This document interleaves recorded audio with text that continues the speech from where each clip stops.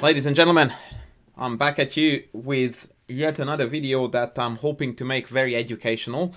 The channel is generally revolving around educational stuff, and I do think that this new series that I'm going to launch now is going to speak to many of you, and hopefully you are going to feel that you have a better understanding of what's going on in your games, even if you end up playing openings or you end up in a structure that you're not sure what to do in that particular structure. And at this point, I would like to quickly refer back to the title of this video, which actually may change, still we will see, but currently the thumbnail says guess the opening.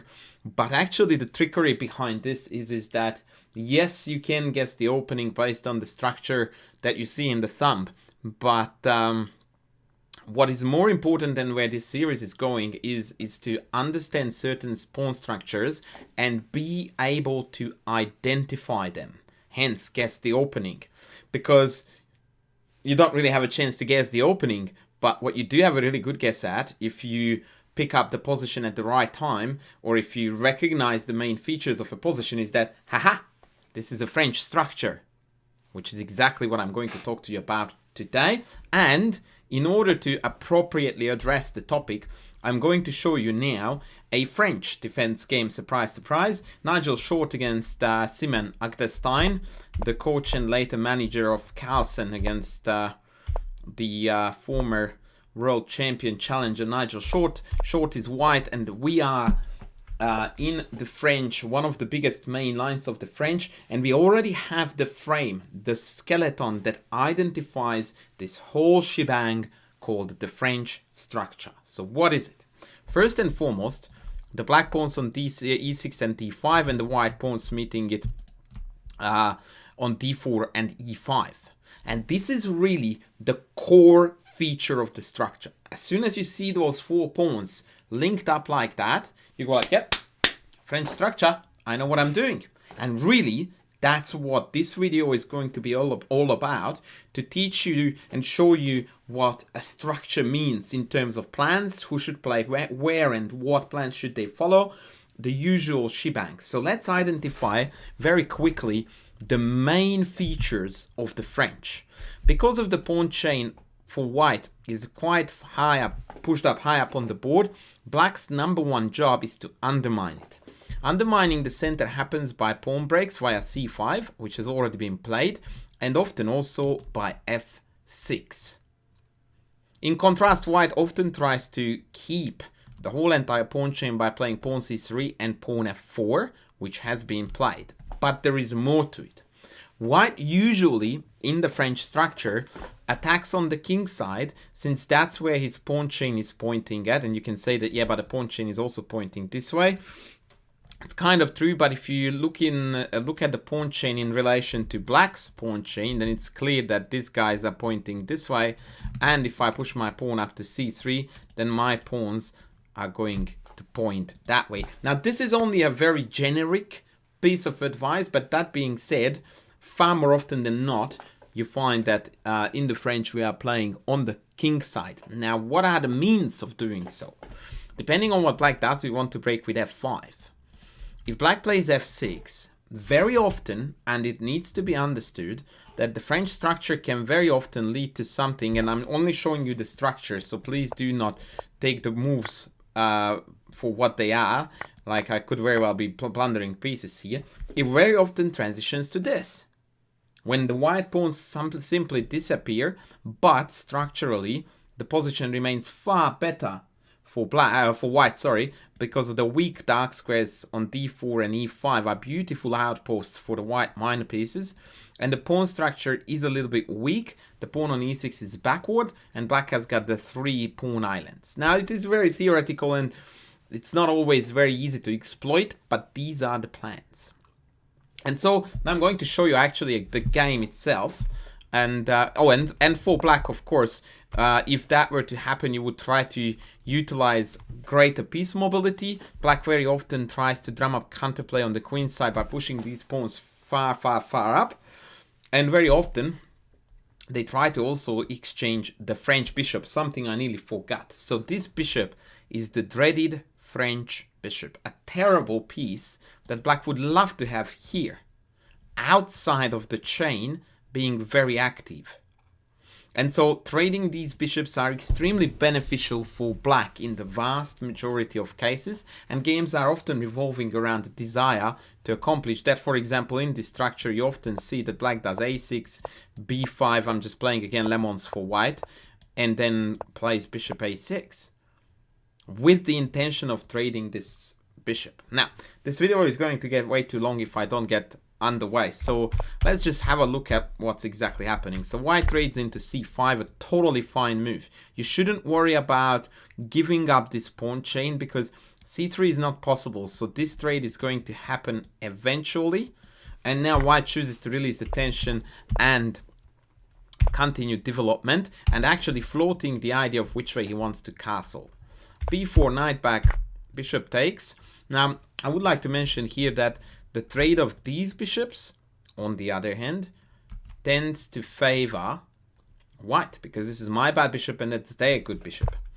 Take, take, take, king h1, as in castle, castle, castle, and another very typical French motif, by the way.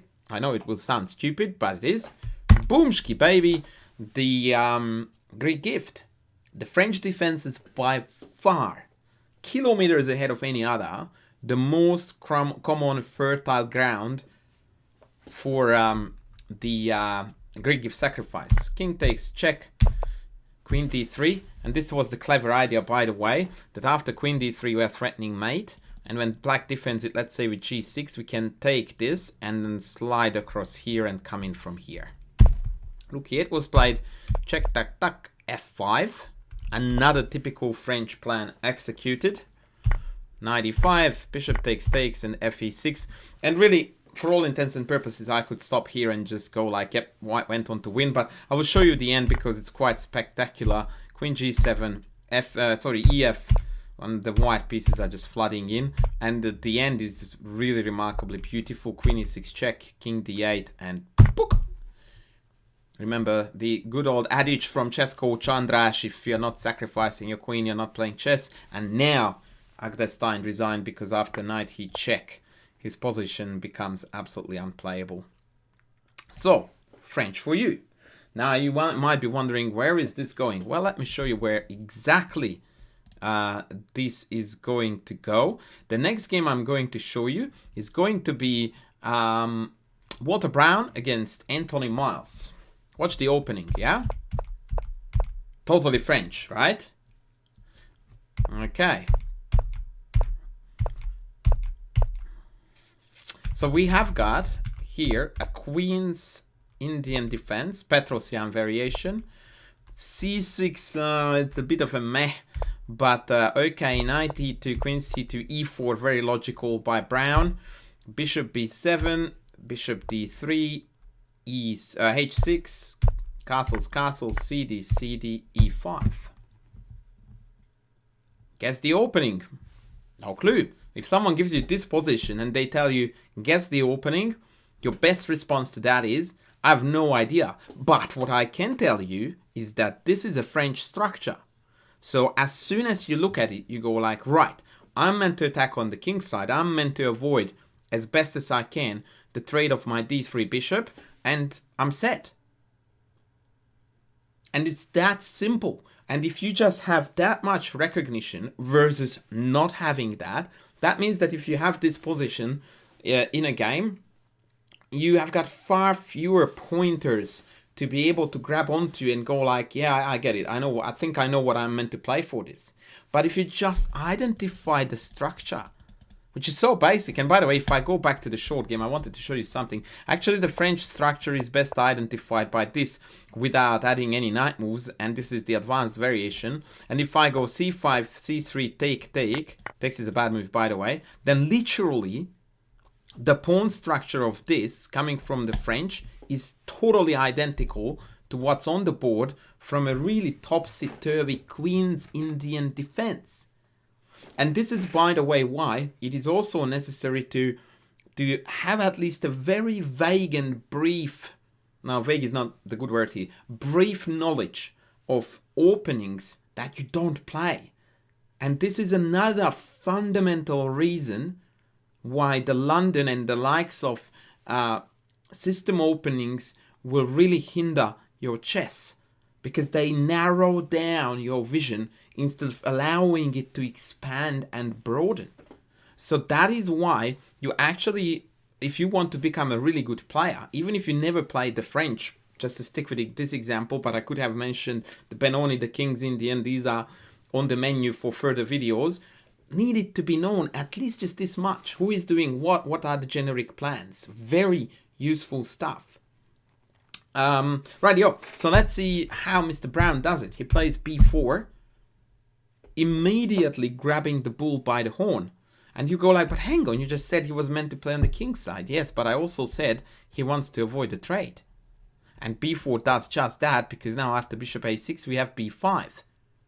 Oopsie daisy. Queen c8, queen b1, rook d8, rook e1. Plan, knight here, knight here, knight here.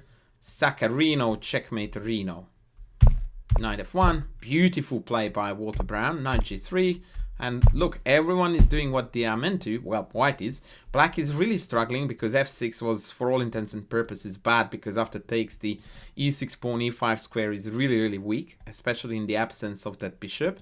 c5 has already been played, sort of, and the trade was done by white with c4, c6 pawns, but the structure is there, and bishop a6 is not possible. So what we have here, and again the recognition is crucially important, is a terrible French for black.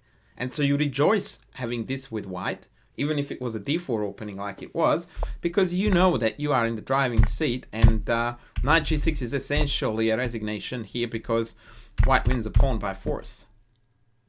And Brown mopped it up like a champ he is. Actually here he went full on carnage.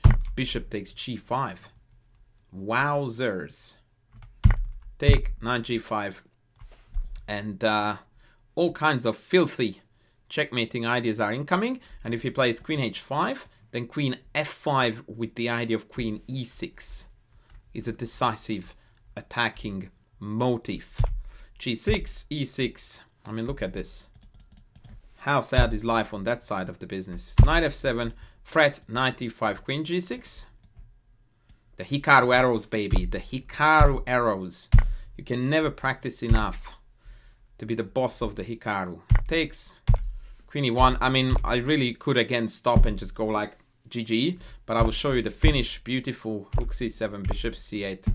And he wins the piece on c8. What a torturer.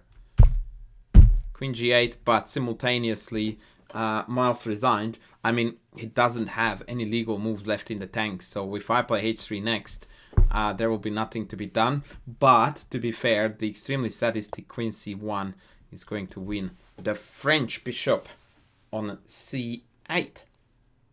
Now I'm hoping you see where I'm going with this, and so I'm going to broaden the whole concept even further. Check this out. The game is, black is Kozul, Novikov Kozul. Guess the opening, King's Indian, you guessed it right. So you go like, okay, I know what to do in the King's Indian.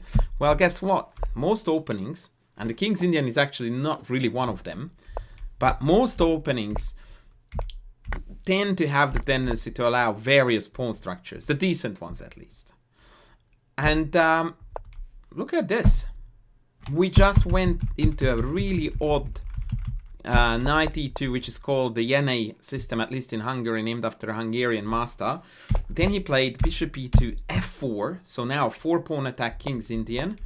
And all this King's Indian ends up, of all things, in what? A French structure. Unbelievable. And for all, you know, you can claim it till the cows come home that this was a King's Indian. This was a King's... I know. Does it look like a King's Indian? Nope, not at all. It does look like a French. And from here on, your King's Indian knowledge is entirely and utterly worthless. You can comfortably put it in the bin, because you are not going to be able to use a single King's Indian motif here. It's it's French motifs that are going to be at play. Black's desire to break up with c5, Black's desire to break up with f6, and White's desire to break black on the king side ASAP. Now, what's a little bit unique here is the fact that the bishop is xiangqi, which by the way does happen in a fair few French variations, in particular in the knight d2 one. And so it makes perfect sense here to launch an attack with h4, f5, very Frenchish, trying to reduce white's attack, or at least the attacking potential on the king side, because c5, h5 is beginning to look very depressing. Just to show you a bit of a flair, I don't know how correct it is, but this is another super common attacking motif in French structures where we bring on the heat like so, and white is winning. I'm having the engine on now so I can confirm it to you. So h4, f5 takes, and remember what I showed you about the French structure in the beginning? Word by word, we are there. h5, e5. Now here, of course, the rest of the game is a little bit irrelevant, but I picked it because it was such an amazing picking that even a King's Indian can end up in a French structure. White is totally winning here. Like, it's game over. So black decides to sack a piece to drum up some counterplay, which by the way is somewhat King's Indian-ish, but in the end it's just insufficient, and white manages to hold without too many dramas. The rest of the game is really and truly irrelevant. So next, our game here is Zablotsky against Borovikov, two lesser known dudes, although Borovikov is a solid 26 Hanji. And now I'm going to show you what it takes to recognize the same thing on the black side. So Borovikov plays with black, and this is a Reti, by the way. So once again, our beloved structure is kilometers away until it's right there. And so now again, what we need to do is to pile up the pluses and the minuses and see that, given the structure, how do we compare to the French? So first and foremost, we have got a ridiculously misplaced knight. Terrible. On the other hand, the French player's #1 desire to have the bishop outside of the pawn chain has already been accomplished. That overrides the bad knight 10 times. Because this knight can actually come out here without any problems whatsoever. Second, this bishop is vastly misplaced because there is nothing to be done on this diagonal. This bishop belongs here. So that's a huge plus for black again. And for these reasons, black's position should be somewhat preferable compared to regular French structures. Let's see how he plays it. c5, the French move. Bishop e3, he takes on d4, mostly because it's now hanging by being attacked by 3. Take, knight c7, bringing the knight in like I told you they would. a4, and here comes a brilliant maneuver that I really love. He recognizes that this knight is garbage, and he sends it about on a bit of a journey, which he totally gets away with, by the way, because the French structure traditionally is a closed one. And after knight b8, queen c7 and knight c6, we have got an absolutely amazing French for black. Right? I mean, compare this position to the short game about here. Right? White has perfect development. Knight is about to occupy the d4 outpost. The bishop is garbage.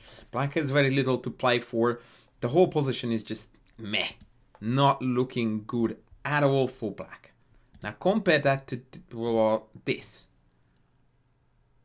Brilliant stuff. Absolutely brilliant stuff for black. And he converts without too many dramas either. Now he undermines the e5 pawn. I don't know if that was already capturable, but maybe there were some dirties around. And after bishop c5, now the e5 is gonna fall no matter what. So white again opted for some fishing in murky waters business, but it led to nowhere, and black comfortably went on to win.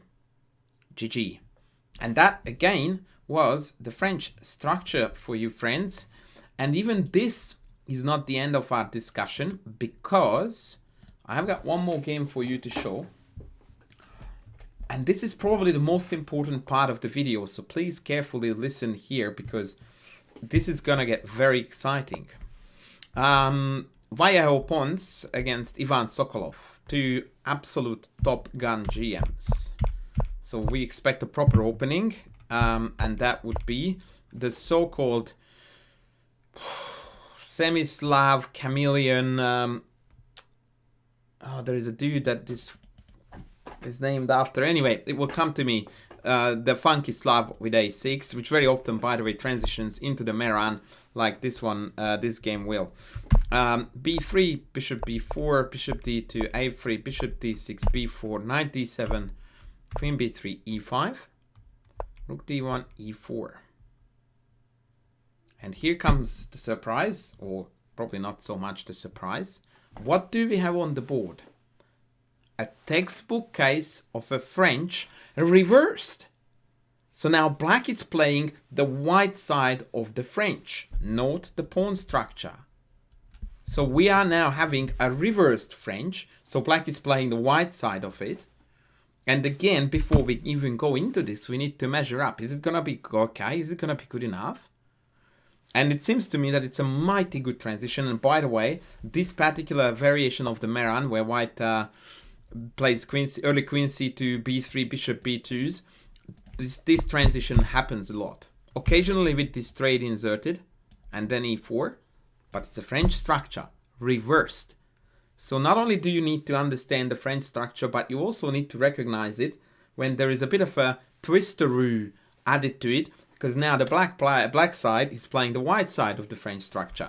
And let's see how he does it. Vicious kingside attack, like a boss. Bang! d5 was loose, but it seems like we are breaking through in the kingside sooner. I'm not sure what he wanted to go and do here against CD, but my guess is knight f6. Maybe I'm wrong. That's what I would do at first sight, and then take this and knight f3 check. The engine actually debates just to take this and take it from there. What am I blundering? And then knight f6. Okay, fair enough. And after take, black has got fantastic play on the king side again. So in the game, they played bishop e2, knight f6. Very nice. Bringing all the boys to the king side where we are meant to play. White grabs the d5 pawn. Usually we are not meant to let that go, but our kingside attack has progressed so far that we totally get away with it. Totally. Bishop c4. Now white is threatening to take and take. So b5 is not a piece-winning move here, but instead we have the casual bishop takes, followed by knight h5, queen h4, and just a game-winning attack. Totally beautiful stuff. And again, look how simply black wins by just doing what the structure demands. French structure with black, I meant the kingside attack. Bang, kingside attack. Bang, bring the pieces in the king side. Bring more pieces to the king side. Bang, bang, bang, bang. Everybody is either on the king side or pointing to the king side. And when the position is ripe, he's going to pull the trigger like the boss he is. Now knight f3 is already threatened with a beautiful mate. And actually Vallejo falls for it. Queen d5, check and checkerino. And as good friend Maurice Ashley would say, Matutski, baby. The Matutski is incoming. And all he needed to know here was a little bit of Chebanenko. That's right, the Chebanenko Slav theory, a little bit. And the French structure, a lot bit. So, this is the big message, folks. Know your structure. And so we guessed the opening correctly from the pawn structure, which is the French. But as you can see, it is the structure that is going to help you a lot. If you know the opening structures of major important openings, they will help you a lot to find your way in the jungle. It's like a compass that can direct you to the right direction even when you don't quite see where to go. So there is more to come of this kind of videos. I hope you appreciated it. Please share it with your friends and make sure that that algorithm feeds it out so that people can get better at chess because of these videos. Thanks for watching, guys. I will be back with more soon. Bye.